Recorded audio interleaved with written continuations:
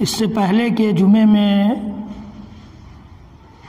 جو آیت پڑھی گئی تھی وہی آیت آج بھی پڑھی گئی ہے، جس کا ترجمہ یہ ہے کہ کسی بھی مومن مرد یا کسی مومن عورت کے لیے اختیار باقی نہیں رہ جاتا کہ جب اللہ اور اس کے رسول کا کوئی فیصلہ آ جائے تو وہ اس کو چاہے تو مانے چاہے تو نہ مانے، یہ اختیار باقی نہیں رہتا، ماننا ہی ماننا ہے۔ وَمَن يَعْصِ اللَّهَ وَرَسُولَهُ فَقَدْ ضَلَّ ضَلَالًا مُبِينًا، جو اللہ اور اس کے رسول کی نافرمانی کرے گا وہ کھلی ہوئی گمراہی میں چلا جائے گا۔ اس آیت کریمہ کی روشنی میں اس آیت کریمہ سے متعلق جو آیتیں قرآن پاک میں وارد ہوئی ہیں، نازل ہوئی ہیں، ان میں سے بھی کچھ آیتوں کا خلاصہ بیان کیا گیا تھا۔ سورہ احزاب کی اس آیت کے بعد تقریباً 25-30 آیتیں اس صورت میں بچتی ہیں، اور اس سے زیادہ ہم لوگ تفصیل کے ساتھ خطبے میں سن چکے ہیں۔ یہ 25-30 آیتیں جو بچی ہوئی ہیں، ان میں چند آیتوں کے علاوہ تقریباً ساری آیتوں میں اللہ تعالیٰ نے رسول اکرم صلی اللہ علیہ وسلم کے مقام و مرتبے کو کسی نہ کسی انداز میں پیش کیا ہے۔ یہ بھی ایک عجیب اتفاق ہے۔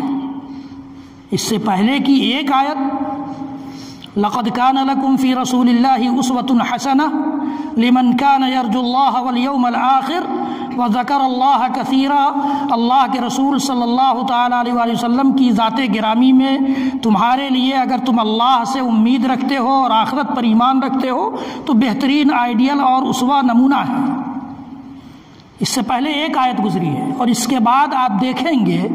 کئی آیتیں ایسی آئیں گی جو رسول اکرم صلی اللہ علیہ وسلم کے مقام و مرتبے کو ثابت کریں گی۔ اس امت کا المیہ یہ ہے کہ یہ امت خود سے کسی کا مقام و مرتبہ طے کرتی ہے۔ یہ بھی اللہ رب العالمین نے کسی کے مقام و مرتبے کو بیان کرنے میں کوئی کسر نہیں چھوڑی ہے۔ اللہ رب العالمین نے اپنا حق بھی قرآن پاک میں بالکل واضح قرار دیا۔ اللہ تعالیٰ نے رسول اکرم صلی اللہ تعالیٰ علیہ وآلہ وسلم کو قرآن پاک کا شارح، قرآن پاک کا مفسر بنا کر بھیجا تھا۔ فرمایا اِنَّا أَنزَلْنَا إِلَيْكَ الذِّكْرَ لِتُبَيِّنَ لِلنَّاسِ مَا نُزِّلَ إِلَيْهِمْ، ہم نے آپ پر جو ذکر قرآن پاک کی صورت میں نازل کیا ہے یہ اس لیے نازل کیا ہے کہ لوگوں کے لیے جو تعلیمات نازل کی جا رہی ہیں ان کو آپ کھول کھول کر بیان کر دیں ان کے سامنے۔ تو بیان کرنے کے لیے اللہ کے رسول آئے تھے، اور وہ بیان بھی اللہ تعالیٰ کی طرف سے آتا تھا۔ میں نے اس سے پہلے بھی آپ کو بتایا تھا کہ اللہ تعالیٰ نے رسول اکرم صلی اللہ علیہ وسلم کی خواہش کو، آرزو کو، جب قرآن پاک کی آیتیں نازل ہوتی تھیں تو آپ جلدی جلدی اس کو یاد کرنے لگتے تھے، ان آیتوں کو یاد کرنے لگتے تھے۔ اللہ تعالیٰ نے کہا کہ اس کے لیے آپ فکر نہ کریں، یاد کرانے کی ذمہ داری میری، اس کو آپ کے سینے اور دماغ میں جمع کر دینے کی ذمہ داری میری، اور ان آیتوں کی تفسیر اور ان کا بیان بھی آپ تک پہنچانے کی ذمہ داری میری۔ فَإِذَا قَرَأْنَاهُ فَاتَّبِعْ قُرْآنَهُ ثُمَّ إِنَّ عَلَيْنَا بَيَانَهُ، اللہ تعالیٰ نے فرمایا کہ ان علینا جمعہ و قرآنہ، ہمارے ذمے ہے کہ ہم اس کو جمع کریں گے آپ کے دل میں، دماغ میں، ہمارے ذمے ہے کہ یہ قرآن ہم آپ کو پڑھائیں گے، لہذا جب ہم پڑھا دیں تب آپ اس کے پیچھے پڑھیے۔ یہ نہیں کہ پڑھاتے ہوئے جبریل امین پڑھا رہے ہیں اور آپ یاد کرنے لگے، نہیں، یاد کرانا ہماری ذمہ داری ہے۔ اس لیے آپ جب جبریل امین پڑھ دیں پوری آیتوں کو تب آپ پڑھیے، دہرائیے۔ فَإِذَا قَرَأْنَاهُ فَاتَّبِعْ قُرْآنَهُ ثم ان علینا بیانہ، اور ان آیتوں کی تفسیر بھی ہماری ذمہ داری ہے۔ اسی تفسیر کی روشنی میں جو اللہ تعالیٰ نے امام کائنات، امام الانبیاء والرسول احمد مصطفیٰ محمد مصطفیٰ رسول گرامی علیہ الصلاۃ والسلام پر نازل کی تھی، اسی روشنی میں آپ لوگوں کے سامنے قرآن پاک کی آیتوں کو کھول کھول کر بیان کریں گے، یہ آپ کی ذمہ داری ہے۔ اللہ تعالیٰ نے یہ بیان فرمایا اِنَّا أَنزَلْنَا إِلَيْكَ الذِّكْرَ لِتُبَيِّنَ لِلنَّاسِ مَا نُزِّلَ إِلَيْهِمْ وَلَعَلَّهُمْ يَتَفَكَّرُونَ، اور اس کے بعد شاید آپ کی امت اس پر غور و فکر کرے۔ اللہ تعالیٰ نے کہا لیکن غور و فکر کرنے کی اس امت کے پاس فرصت نہیں ہے، اس امت کے پاس فرصت نہیں۔ اللہ کے رسول صلی اللہ علیہ وسلم کے مقام و مرتبے کو اس کائنات کے رب نے جتنا اونچا کر دیا ہے، ہماری آپ کی کیا جرأت ہے؟ ہم اور آپ کیسے یہ جرأت کر سکتے ہیں کہ نبی اکرم صلی اللہ علیہ وسلم کے مقام کو بڑھا دیں یا گھٹا دیں؟ ہم نبی اکرم صلی اللہ علیہ وسلم کی گستاخی کر کے آپ کے مقام اور آپ کی شان کو کم کر سکتے ہیں، یا آپ کی عزت افزائی کر کے ہم آپ کی شان کو بڑھا سکتے ہیں؟ نہیں۔ کائنات میں اس کائنات کے امام کا نام روشن کرنا ہے، کائنات میں اس کائنات کے امام کے مقام و مرتبے کو دنیا والوں کے سامنے بیان کرنا ہے، تو ہم میں سے ہر ایک کو، چاہے وہ بوڑھا ہو یا جوان، مرد ہو یا عورت، اس کائنات کے امام کے نقش قدم پر چل کر دکھانا ہوگا۔ یہ اصل ہے نبی اکرم صلی اللہ علیہ وسلم کے مقام مرتبے کو اونچا کر دینے کا مطلب، یہ اصل مطلب ہے اشہد ان محمد عبدہ ورسولہ کا مطلب، یہ اصل مطلب ہے اطیعوا اللہ واطیعوا الرسول کا، یہ اصل مطلب ہے انما کان قول المؤمنین اذا دعوا الی اللہ ورسولہ لیحکم بینہم ان یقولوا سمعنا واطعنا کا، یہ اصل مطلب ہے وما کان لمؤمن ولا مؤمنۃ اذا قضى اللہ ورسولہ امرا ان یکون لهم الخیرۃ من امرہم کا، یہ اصل مطلب ہے واطیعوا اللہ ورسولہ ولا تنازعوا فتفشلوا وتذهب ريحكم کا، یہ اصل مطلب ہے یا ایھا الذین آمنوا اطیعوا اللہ واطیعوا الرسول واولی الامر منکم فان تنازعتم فی شیء فردوه الی اللہ والرسول، یہ اصل مطلب ہے قل اطیعوا اللہ واطیعوا الرسول فان تولوا فانما علیہ ما حمل وعلیکم ما حملتم وان تطیعوه تهتدوا کا،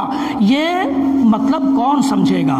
اس مطلب کو سمجھائے جانے کا رواج کہاں سے آئے گا؟ اس مطلب کو سمجھائے جانے کی فکر کہاں سے پیدا ہوگی؟ اس مطلب کو سمجھنے کے بعد اس کو اپنی زندگی میں نافذ کرنے کی فکر کون کرے گا؟ اس مطلب کو سمجھ لینے کے بعد اپنی عملی زندگی میں اس کو لاگو کرنے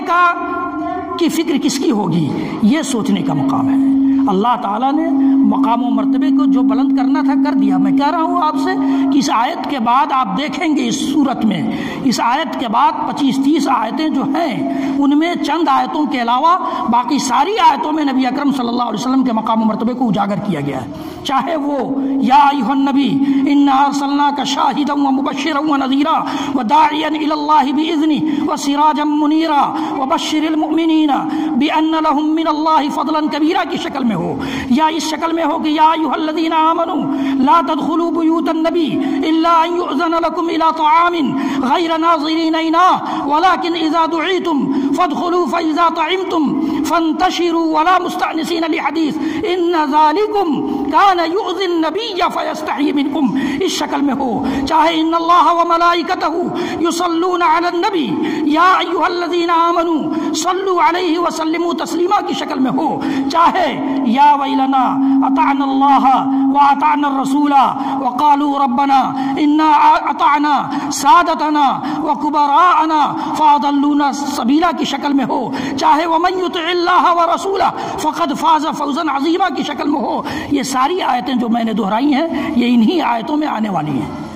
اسی صورت کے بعد کی آیتوں میں آنے والی ہیں، جن میں آپ کو پتہ چلے گا کہ اللہ تعالیٰ نے نبی اکرم صلی اللہ علیہ وسلم کو کیا مقام و مرتبہ دیا ہے۔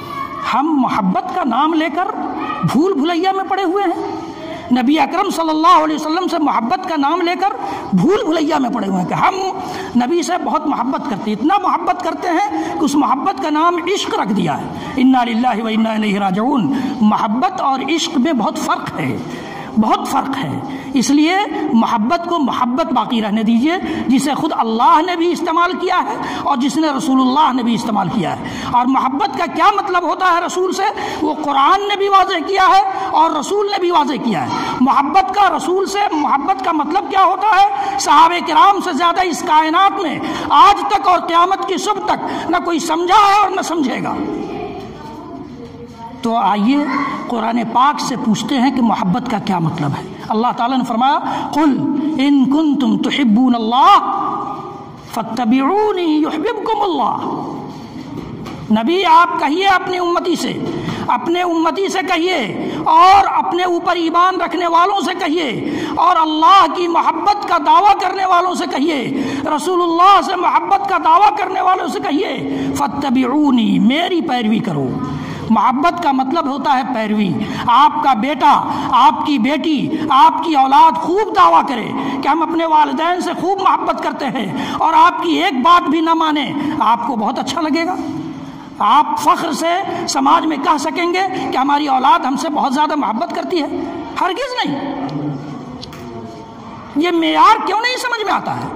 اللہ تعالیٰ نے فرمایا کہ نبی آپ کہہ دیجئے کہ اگر تم اللہ سے محبت کا دعویٰ رکھتے ہو تو میری پیروی کرو، میرے نقش قدم پر چلو، میں جس راستے پر چلا رہا ہوں اس راستے پر چلو۔ فاتبعونی یحببکم اللہ، اس کائنات کا رب اللہ تم سے محبت کرنے لگے گا۔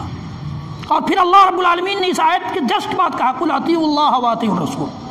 نبی آپ کہہ دیجئے کہ اللہ کی اطاعت کرو، رسول اللہ کی اطاعت کرو۔ فَإِن تَوَلَّوْا فَإِنَّ اللَّهَ لَا يُحِبُّ الْكَافِرِينَ، اگر اللہ اور اس کے رسول کی اطاعت و فرما برداری سے یہ منہ موڑ لیں گے تو اللہ تعالیٰ کافروں کو پسند نہیں کرتا ہے۔ یہ کافروں کا شیوا ہے کہ اللہ اور اس کے رسول کی اطاعت و فرما برداری سے منہ موڑ لیں۔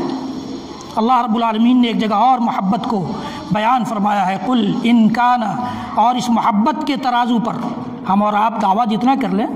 میں بھی دعوے دار ہوں، آپ بھی دعوے دار ہیں، پورا سماج، پوری امت دعوے دار ہے کہ نبی سے ٹوٹ کر محبت کرتے ہیں، لیکن معیار جو قرآن نے دیا ہے اس کسوٹی پر تول کر دیکھیں اور خود فیصلہ کریں۔ رات کی تنہائی میں، تاریکی میں فیصلہ کریں کہ کیا قرآن نے جو نبی سے محبت کا معیار اور ترازو دیا ہے اس ترازو پر ہماری محبت کسی کام کی ہے؟ قل ان کان آباؤکم وابناؤکم واخوانکم وازواجکم وعشیرتکم واموال اقترفتموها وتجارۃ تخشون کسادها ومساکن ترضونها احب الیکم من اللہ ورسولہ وجہاد فی سبیلہ فتربصوا حتی یأتی اللہ بامرہ۔ اللہ تعالیٰ نے فرمایا کہ نبی آپ اعلان کر دیجئے، سورہ توبہ کی آیت ہے، نبی آپ اعلان کر دیجئے اگر تمہارے باپ، قل ان کان آباؤکم وابناؤکم، تمہاری اولاد، تمہارے بیٹے بیٹیاں، قل ان کان آباؤکم وابناؤکم واخوانکم، تمہارے بھائی، وازواجکم، تم مرد ہو تو تمہاری بیویاں اور عورتیں ہو تو تمہارے شوہر، وَإِخْوَانُكُمْ وَأَزْوَاجُكُمْ وَعَشِيرَتُكُمْ، تمہارا خاندان، وَأَمْوَالٌ اقْتَرَفْتُمُوهَا، اور وہ مال جسے تم سینت سینت کر کما کر رکھتے ہو، وَتِجَارَةٌ تَخْشَوْنَ كَسَادَهَا، اور وہ تجارت جس میں مندہ پڑنے سے تم ڈرتے ہو، وَمَسَاكِنُ تَرْضَوْنَهَا، اور وہ بلڈنگیں اور محل جن کو پسند کرتے ہو تم، احب الیکم من اللہ ورسولہ، اللہ تعالیٰ اور اللہ کے رسول سے زیادہ تمہیں اگر یہ 8 چیزیں، 8 چیزوں کا تذکرہ کیا اللہ تعالیٰ نے، والدین کا، اولاد کا، بھائی کا، بیوی یا شوہر کا، خاندان کا، مال کا، تجارت کا اور بلڈنگ کا، 8 چیزوں سے زیادہ تمہیں اللہ اور اس کے رسول سے محبت ہے تب تو ٹھیک ہے، اور اگر یہ 8 چیزوں میں سے کسی ایک چیز کی یا سارے کی ساری 8 چیزوں کی محبت تمہارے دل میں اللہ اور اس کے رسول سے زیادہ ہے، وَجِہَادٍ فِي سَبِيلِهِ، اور اللہ کے راستے میں جہاد سے بھی زیادہ ہے، فَتَرَبَّصُوا حَتَّى يَأْتِيَ اللَّهُ بِأَمْرِهِ، تو انتظار کرو یہاں تک کہ اللہ کا عذاب تم پر آ جائے۔ اللہ تعالیٰ کا فیصلہ ہے یہ اللہ تعالیٰ نے نازل کی ہے یہ آیت، سورہ توبہ کی آیت ہے۔ اس معیار پر تول کر سوچ کر دیکھیے گا کہ کہیں باپ کی محبت تو اللہ اور اس کے رسول سے زیادہ نہیں ہے ہمارے دل و دماغ میں، کہیں اولاد کی محبت تو ہمارے دل و دماغ میں اللہ اور اس کے رسول سے زیادہ نہیں ہے، کہیں بھائی کی محبت تو ہمارے دل و دماغ میں اللہ اور اس کے رسول سے زیادہ نہیں ہے، کہیں بیوی یا شوہر کی محبت تو ہمارے ہاں زیادہ نہیں پائی جاتی ہے، کہیں خاندان اور قبیلے کی محبت تو ہمارے ہاں اللہ اور اس کے رسول سے زیادہ نہیں ہے، یا کہیں مال کی محبت تو ہمارے دل و دماغ میں اللہ اور اس کے رسول سے زیادہ نہیں ہے، تجارت کی محبت تو اللہ اور اس کے رسول سے زیادہ نہیں ہے، اور بلڈنگ اور گھر کی محبت تو ہمارے دل و دماغ میں اللہ اور اس کے رسول سے زیادہ نہیں ہے۔ یہ سوچئے گا، یہ اللہ کا فیصلہ ہے، اللہ نے یہ ایک معیار دیا ہے، اور رسول اکرم صلی اللہ علیہ وسلم نے عجیب و غریب معیار دیا ہے۔ ہم رسول سے محبت کا دعویٰ کرتے ہیں اور رسول کے ترازو پر نہیں تولے تو پھر وہ محبت بیکار ہے۔ حضرت انس بن مالک رضی اللہ تعالیٰ عنہ راوی ہیں، صحیح بخاری صحیح مسلم کی روایت ہے، اللہ کے رسول فرماتے ہیں لا یؤمن احدکم، لا یؤمن احدکم، تم میں سے کوئی مومن نہیں ہو سکتا ہم اور آپ جس کے پیشانی پر چاہیں کافر کا لیبل چسپاں کر دیں، لگا دیں کہ یہ کافر، فلاں جماعت والے کافر، فلاں لوگ کافر، فلاں والے کافر، یہ اس کائنات میں ہر قسم کے لوگ پیدا ہوتے ہیں، کرتے رہیں گے، لیکن اللہ تعالیٰ نے اور اللہ کے رسول صلی اللہ علیہ وسلم نے جو کہا ہے اس کی سچائی میں کم از کم اشہد ان لا الہ الا اللہ واشہد ان محمد عبدہ ورسولہ کا کلمہ پڑھنے والے تو کسی قسم کا شک و شبہ نہیں کر سکتے۔ اللہ کے رسول صلی اللہ علیہ وسلم اس کائنات میں قرآن پاک کے بعد سب سے صحیح کتاب صحیح بخاری اور اس کے بعد صحیح مسلم اور اس کے علاوہ بھی دیگر حدیث کی کتابوں میں یہ حدیث موجود ہے۔ حضرت انس بن مالک رضی اللہ تعالیٰ عنہ ارشاد فرماتے ہیں کہ اللہ کے نبی صلی اللہ علیہ وسلم نے فرمایا ہے لا یؤمن احدکم، تم میں سے کوئی شخص مومن نہیں ہو سکتا، ایمان کا لاکھ دعویٰ کر لے، ہمارے سماج میں سے کوئی بھی چھوٹا ہو یا بڑا، مرد ہو یا عورت، بزرگ ہو یا نوجوان، سب ایماندار ہونے کا دعویٰ کرتے ہیں۔ میں نے بارہا اس ممبر سے کہا ہے کوئی ایماندار سے کم نہیں ہے، ہر شخص ایماندار ہے، لیکن اس سے ایمان کا مطلب پوچھئے تو خاموش ہو جائے گا، ایمان کے ارکان پوچھئے تو خاموش ہو جائے گا، ایمان کی بنیادی چیزوں کو پوچھئے تو خاموش ہو جائے گا، ایمان کی ان تعلیمات کے بارے میں پوچھئے کہ جن تعلیمات میں سے کسی ایک کو بھی ہم چھوڑ دیں، نظر انداز کر دیں تو کفر کی حد تک پہنچ جائیں تو نہیں معلوم یہ کون سا ایماندار ہے بھائی۔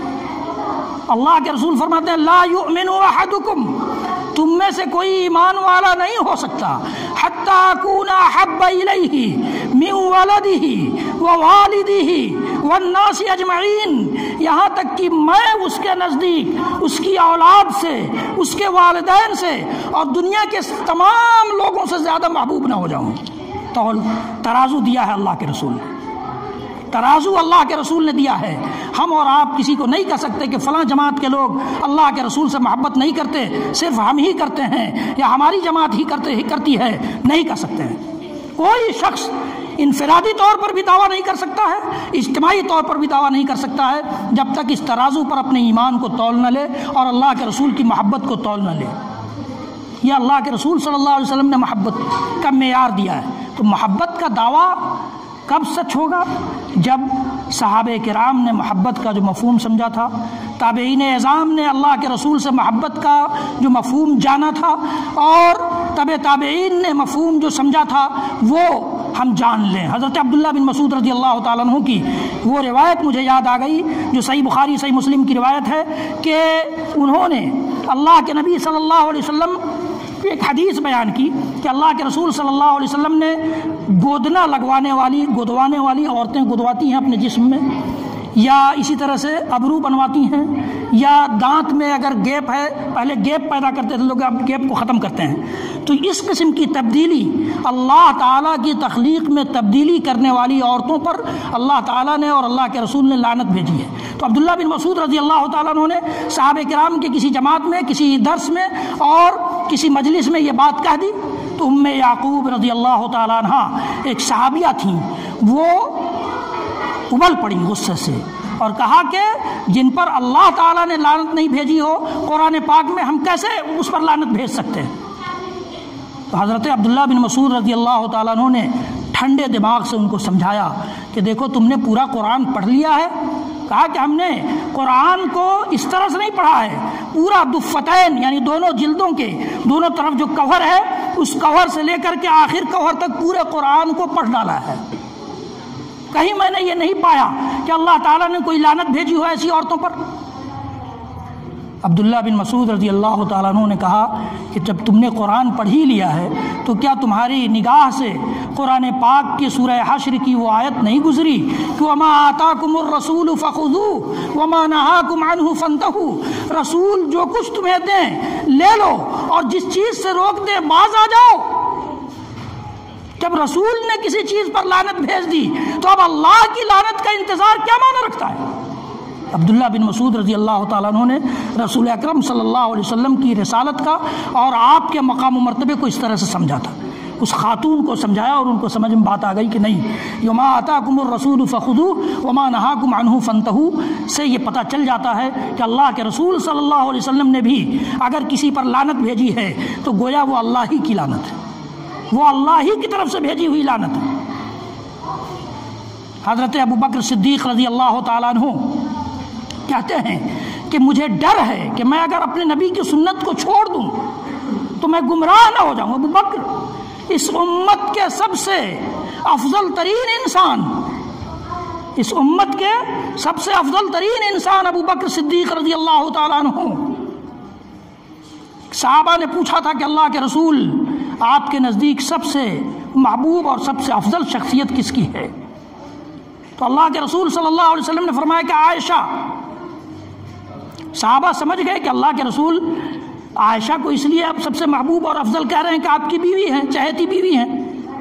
کہا کہ اللہ کے رسول عائشہ کے بعد کون افضل ہیں؟ تو اللہ کے نبی صلی اللہ علیہ وسلم نے فرمایا تھا ابوہا، عائشہ کے باپ ابو بکر۔ ابو بکر کا یہ مقام ہے۔ وہ کہتے ہیں کہ مجھے ڈر ہے کہ میں اپنے نبی کی سنت کو چھوڑ دوں تو گمراہ نہ ہو جاؤں۔ ابو بکر رضی اللہ تعالیٰ عنہ کے دور خلافت میں ایک واقعہ پیش آیا۔ اللہ کے رسول صلی اللہ علیہ وسلم ابھی مرض الموت سے پہلے، کچھ ہی پہلے، حضرت اسامہ بن زید رضی اللہ تعالیٰ عنہ جن کی عمر اس وقت 17-18 سال تھی، ان کی قیادت میں ایک لشکر بھیجا اور پھر آپ مرض الموت میں گرفتار ہو گئے۔ وہ لشکر ابھی مدینہ سے کچھ ہی دور فاصلے پر پہنچا تھا جب تک اللہ کے رسول صلی اللہ علیہ وسلم کی اس دنیا سے کوچ کر جانے کی خبر پہنچی۔ سب لوگ لوٹ آئے، اس لیے کہ یہ حادثہ بڑا عجیب و غریب حادثہ تھا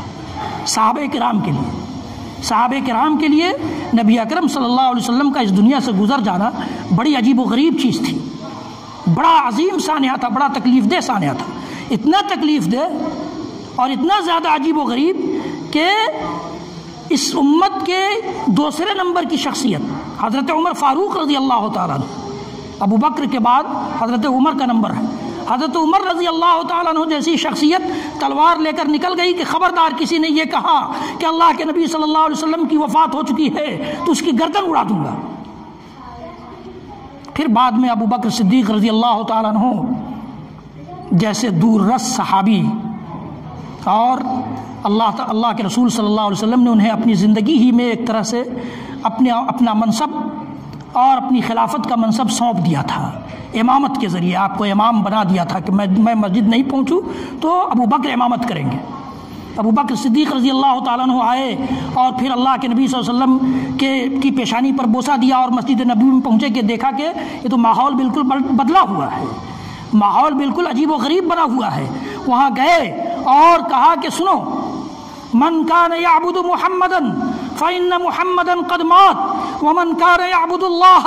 فإن اللہ حی لا يموت۔ اور پھر سورہ آل عمران کی آیت نمبر 144 کی تلاوت فرمائی، وما محمد الا رسول قد خلت من قبله الرسل افإن مات او قتل انقلبتم على اعقابكم ومن ينقلب على عقبيه فلن يضر الله شيئا وسيجزي الله الشاكرين۔ کہا کہ سنو، جو محمد کی پرستش کرتا تھا وہ جان لے کہ محمد مر چکے ہیں، اور جو اللہ جو ہمیشہ زندہ رہنے والا ہے، کبھی نہیں مرے گا، اس کی پرستش کر رہا تھا، وہ جان لے کہ اللہ ہمیشہ زندہ رہے گا، کبھی نہیں مرے گا۔ اور پھر قرآن پاک کی اس آیت کی تلاوت فرمائی کہ محمد صلی اللہ علیہ وسلم ایک رسول ہیں، آپ سے پہلے بہت سارے رسول اس دنیا میں آئے اور اس دنیا سے کوچ کر گئے۔ وما محمد الا رسول قد خلت من قبله الرسل افإن مات او قتل، اگر اللہ کے رسول کی موت ہو جائے یا آپ کو قتل کر دیا جائے، انقلبتم علی عقبیہ، تم ایڑیوں کے بل اسلام سے اور دین سے پھر جاؤ گے۔ ومن ينقلب على عقبیہ فلن يضر اللہ شیئا، جو اپنے ایڑیوں کے بل اس دین سے پلٹ جائے گا اللہ کا کچھ بھی نقصان نہیں کرے گا۔ اس کو خبردار ہو جانا چاہیے کہ وہ خود اپنا نقصان کرے گا۔ وَسَيَجْزِي اللَّهُ الشَّاكِرِينَ، جو اللہ کے دین سے نہیں پلٹے گا، اللہ کی شکر گزاری کے ساتھ اس کائنات میں زندہ رہے گا، اس کو اللہ تعالیٰ بدلہ دے گا۔ تو حضرت عمر بن الخطاب رضی اللہ تعالیٰ عنہ نے جب یہ خطبہ ابو بکر کا سنا تو حضرت عمر کا بیان ہے کہ مجھے ایسا لگا کہ یہ آیت ابھی نازل ہوئی ہے، یہ آیت ابھی نازل ہوئی ہے۔ میں یہ کہہ رہا تھا کہ اتنا عظیم سانحہ تھا کہ بڑے بڑے ذہین صحابہ کا ذہن بھی بدل گیا تھا۔ اسامہ بن زید رضی اللہ تعالیٰ عنہ کا لشکر بھی چلا آیا مدینہ، اور پھر اللہ کے نبی صلی اللہ علیہ وسلم کی تجہیز و تکفین کے بعد جب دوبارہ اس لشکر کی روانگی کی بات آئی تو بڑے بڑے صحابہ تھے، انہوں نے کہا کہ اسامہ کا تجربہ نہیں ہے، اللہ کے رسول صلی اللہ علیہ وسلم جب تک زندہ تھے تو آپ کا رعب و دبدبہ تھا، اور لشکر کو دیکھ کر دوسری قوموں کا لشکر پھر جاتا تھا، ڈر جاتا تھا، لیکن اب جب اللہ کے رسول اس دنیا میں نہیں رہے تب اسامہ بن زید جیسے نو عمر اور نئے تجربہ کار صحابی کی قیادت میں لشکر کو بھیجنا مناسب نہیں ہوگا۔ حضرت ابوبکر کو مشورہ دیا کہ کسی تجربہ کار آدمی کی قیادت میں لشکر کو بھیجا جائے۔ حضرت ابوبکر صدیق رضی اللہ تعالیٰ عنہ نے کہا کہ ابو قحافہ کے بیٹے کی یہ مجال نہیں ہے کہ جس لشکر کو اور جس لشکر کی قیادت کو اس کائنات کے امام نے طے کیا تھا وہ بدل ڈالے، ایسا نہیں ہو سکتا ہے۔ اللہ کے رسول نے اسامہ بن زید کو قائد بنایا تھا، میں کیسے بدل سکتا ہوں؟ یہ مطلب تھا رسول کی بات ماننے کا، رسول کی اطاعت و فرمانبرداری کا، رسول کی محبت کا، جو ابو بکر نے سمجھایا۔ انشاءاللہ العزیز اس سلسلے میں اور گفتگو تفصیل کے ساتھ ہوگی تاکہ اس امت کو کہیں نہ کہیں سے کسی نہ کسی طرح سے اس لالچ میں گفتگو ہوگی کہ سمجھ میں آ جائے کہ نبی کا مقام کیا ہے اور نبی کے مقام و مرتبے کا ہم سے آپ سے تقاضا کیا ہے۔ اللہ رب العالمین ہم سب کو کہنے سننے سے زیادہ عمل کی توفیق بخشے۔ اقول قولی ھذا واستغفر اللہ لی ولکم ولسائر المسلمین والمسلمات فاستغفروه انه هو الغفور الرحیم۔